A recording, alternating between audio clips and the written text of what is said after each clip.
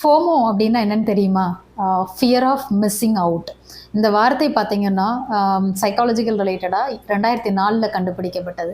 So இது முக்கியமா யங்ஸ்டர்ஸ்க்காக கண்டுபிடிக்கப்பட்ட ஒரு வார்த்தை. ஏன் அப்படின்னா, இந்த ஃபோமோ அப்படின்றது ஃபியர் ஆஃப் மிஸ்ஸிங் அவுட்.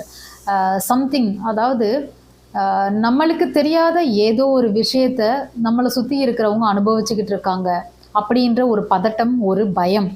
அந்த பயத்தினால ஒரு ஸ்ட்ரெஸ் வருது. இது எங்கேருந்து வருது அப்படின்னா, இன்றைய இந்த கலாச்சாரத்தில் நிறைய இந்த சோஷியல் மீடியாவில் போடுற இந்த ரீல்ஸ், அதாவது அவங்க உள்ளுக்குள்ள மகிழ்ச்சியாக இருக்காங்களா இல்லையான்றது தெரியாது. பட் அந்த சோஷியல் மீடியாவில் அவங்க ஷேர் பண்ணுற ஒவ்வொரு விதமான பதிவுகள், அவங்களுடைய வாழ்க்கை முறையாக இருக்கட்டும், அவங்க என்ஜாய் பண்ணுற பிளேசஸாக இருக்கட்டும், இல்லை ஒவ்வொரு சின்ன சின்ன மொமெண்ட்ஸாக இருக்கட்டும், இது எல்லாத்தையும் அவங்க சோஷியல் மீடியாவில் ஷேர் பண்ணும்போது இதை பார்க்குற மற்றவங்களுக்கு ஓ மை காட், இதை நான் மிஸ் பண்ணுறேன், இது என்னோடய லைஃப்பில் இல்லை, என்னோடய லைஃப் மட்டும் ஏன் இப்படி மோனோட்டனஸாக இருக்குது, ரொம்ப சலிப்பாக இருக்குதே அப்படின்ற மாதிரியான ஒரு மனநிலையை வந்துட்டு இந்த சோஷியல் மீடியா இன்றைய காலகட்டத்தில் யங்ஸ்டர்ஸ் மத்தியில் இது ரொம்ப அதிகப்படுத்துது. ஸோ அந்த மாதிரி இருக்கிறதுனால அவங்களும் என்ன பண்ணுறாங்க, அந்த ஆங்ஸைட்டிக்குள்ளே போகிறது மட்டும் இல்லாமல், நான் என்ன பண்ணணும், நான் ரொம்ப லேக்காகி இருக்கிறேன், நான் ரொம்ப பின்தங்கி இருக்கிறேன், என்கிட்ட எந்த முன்னேற்றம் இல்லை, இவங்கெல்லாம் இப்படியெல்லாம் என்ஜாய் பண்ணுறாங்களே, என்னென்னவோ வித்தியாசமெல்லாம் பண்ணுறாங்க, எனக்கு இல்லை அப்படின்ற மாதிரியான ஒரு மன பதட்டத்துக்குள்ளே அவங்க போயிடுறாங்க. ஸோ அந்த மாதிரி போகும்போது சில நேரங்களில் அவங்க ஏதாவது ஒரு தவறான விஷயங்களை பண்ணி தவறான முறையில் போயிட்டு சிக்கிடுறாங்க.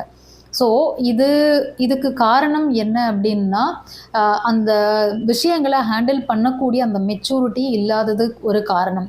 இதையே வந்துட்டு நம்ம பெரியவங்க மெச்சூர்டாக இருக்கிறவங்களுக்கும் நம்ம கம்பேர் பண்ணி பார்க்கலாம். எப்படின்னா, இப்போ பலருமே வந்துட்டு தன்னுடைய வாழ்க்கையை பற்றி யோசிக்காமல் மற்றவங்க லைஃப்பில் என்ன வச்சுருக்காங்க, எப்படி இருக்காங்க, அந்த மாதிரி அதை பார்த்து பார்த்து என்ன பண்ணுறாங்க, தன்னுடைய வாழ்க்கையையும் தன்னுடைய தேவைகளையும் வாழ்க்கை நோக்கத்தையுமே சுத்தமாக மறந்து போயிடுறாங்க. ஸோ இதுவுமே ஃபோமோவுக்கு கீழே தான் வரும்.